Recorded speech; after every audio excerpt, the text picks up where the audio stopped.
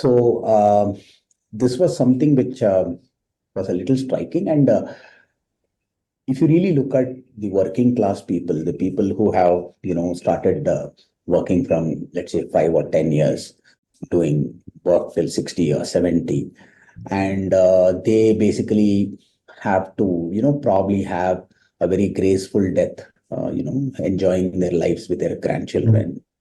But unfortunately, the fact that they can go blind and they are neglected primarily because the children or grandchildren are also working on their daily wages, right? So they can't babysit them. So this fundamentally becomes a problem, and people who would have probably lived another 10 years probably died in 3 years because they feel neglected. And so this was fundamentally the emotional part of what kind of we looked at and felt, oh my God, this is something which we never knew. And we obviously want these people to have a very graceful and happy life after having, worked for 50, 60 years.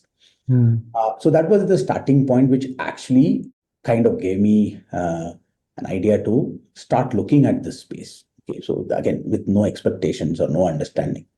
And then could go to Aravind Eye Care Madurai quite regularly during weekends. So like go on a Friday night and spend the whole of Saturday, sometimes Sunday, just to understand why this is a problem and how big is this problem. So one is, of course, hearing that.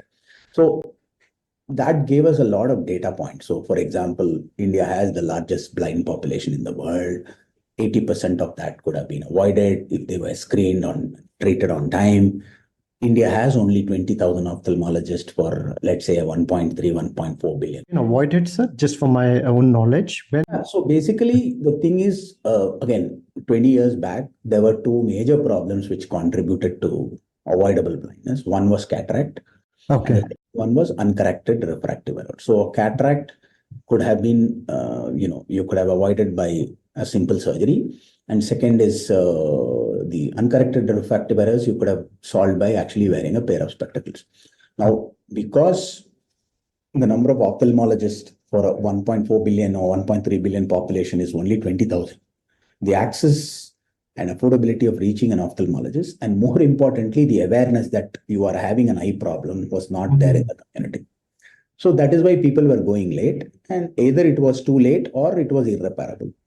So we took access to all these data points and wanted to see, okay, if we have to complement an organization. So Arvind kind of an organization was making some phenomenal innovations to reach out to people where, the Arvind model is quite famous.